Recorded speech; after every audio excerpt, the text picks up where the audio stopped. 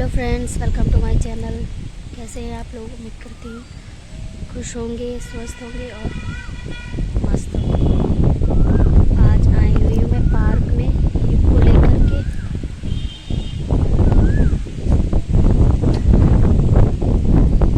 ऐसा आप लोगों से कुछ मन की बातें करनी थी। हवा का चल रही है, काफ़ी तेज़ ज़्यादा हवा चल रही है यहाँ पे आज।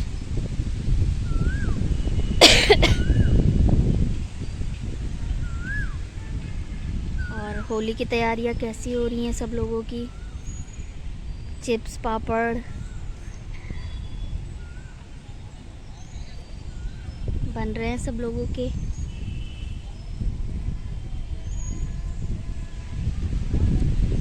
फ्रेंड्स, आज कुछ ऐसा मन का कुछ था तो मैंने सोचा कि आप लोगों के साथ में शेयर करती हूँ। कि कुछ लोग होते हैं ना, शादी तो कर लेते हैं बड़ी जल्दी। शादी का उनको बहुत जल्दी होती है, शादी कर ली, लेकिन वो शादी तो कर लेते हैं कुछ आदमी लोग, पर वो जो है अपनी मम्मी के लल्ला ही बने रहते हैं। मम्मी का दूध पीना नहीं छोड़ते शादी के बाद भी। तो जो ऐसे होते हैं लोग, वो कभी एक अच्छे पति तो कभी बन ही नहीं सकते, कुछ नहीं बन पाते। वो ना बेटे बन पाते हैं, ना पति बन पाते हैं, ना बाप बन पाते हैं। तो ऐसे लोग बन कुछ भी नहीं पाते। जो शादी के बाद अपनी पत्नी को कोई महत्व नहीं देते, अपने परिवार को बहुत ज़्यादा इम्पोर्टेंस देते हैं, अपने माँ बाप को बहुत ज़्यादा इम्पोर्टेंस देते हैं, अपने भाई बहनों, अपनी वाइफ को कोई भी इम्पोर्टेंस नहीं देते। तो ऐसे लोगों को ना शादी करनी ही नहीं चाहिए। ऐसे लोगों को शादी करनी चाहिए अपने माँ बाप से ही कर लो शादी। तो देखिए, शादी भी यही सोच के करते हैं कि शादी कर लेंगे तो आ जाएगी एक झाड़ू पोछा बर्तन करने वाली और इनकी मम्मी की देखभाल करने वाली। ये नहीं सोचते हैं कि जो इंसान सब कुछ छोड़ के आया है तुम्हारे पास, मान लो धन दौलत आप उसको नहीं दे सकते हो, नहीं दिया कोई बात नहीं, लेकिन कम से कम प्यार सम्मान तो दे ही सकते हो, अपने परिवार में दिलवा सकते हो। अगर तुमसे वो भी नहीं हो रहा है तो चलो खैर, जो बेटे होते हैं, माँ की ममता होती है, चलो नहीं छोड़ती है, लेकिन माँ को भी तो ये सोचना चाहिए ना कि अब हमने शादी कर दी है तो एक दूसरे के घर से कोई एक बेटी को हम लेकर के आए हैं, तो उसका भी कोई अरमान होगा, कोई सपना होगा, कुछ होगा। तो उससे उन्हें कोई मतलब नहीं है। वो शादी होते ही बस अपने बेटे को कंट्रोल करने लगती हैं कि बीवी के साथ घूमने मत जाओ, बीवी की बात मत मानो, इसको पैसा मत दो, है ना। कोई अगर कुछ बोल रहा है तो तुम बोलो मत, अगर तुम बोल दोगे तो तुम जोरू के गुलाम बन जाओगे, है ना। तो ऐसे होते हैं कुछ लड़कों के माँ बाप जो अपने बेटों को ये चीज़ सिखाते हैं।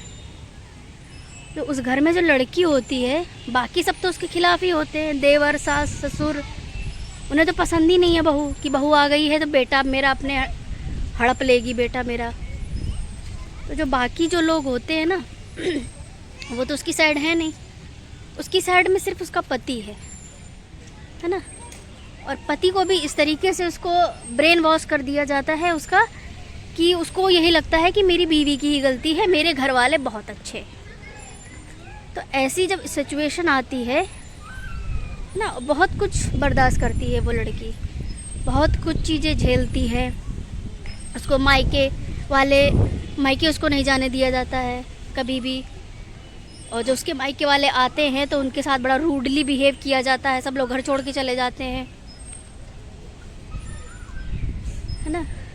उसकी तो कोई इज्जत है ही नहीं, उसका कोई आया उसकी भी कोई इज्जत नहीं, पति उसका है नहीं।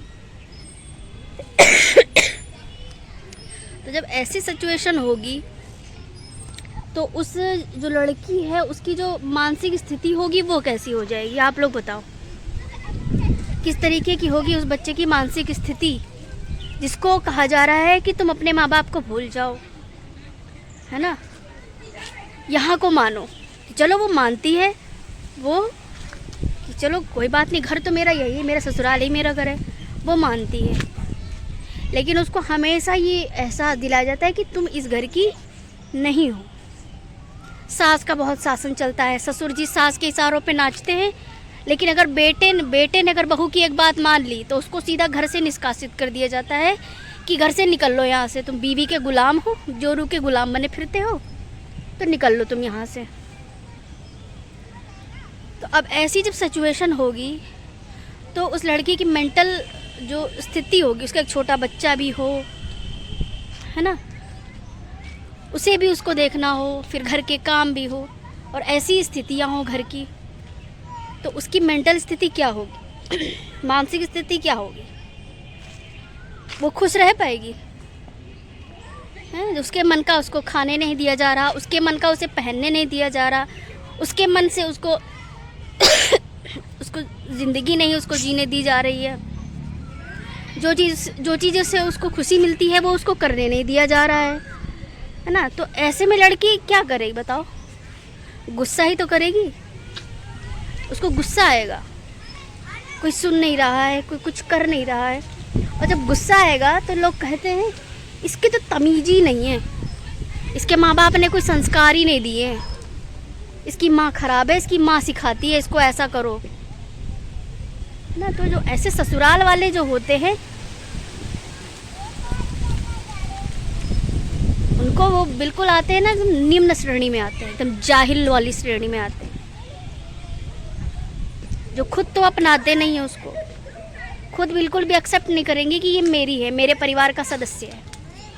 उससे कोई मेल मिलाप नहीं रखना, उससे कोई आत्मीयता नहीं रखनी, बस एक जानवर की तरह खाना दे दो, है ना, उसको खाना दे दो, पानी दे दो, और वो खुश रहे। वो मतलब वो अंदर से इंसान एकदम खाली हो गया, उसको बता रहे कि खुश रहो, हंसती नहीं हो, खुश नहीं रहती हो, है ना। तो ऐसी बहुत बातें हैं, बहुत ढेर सारी, और वो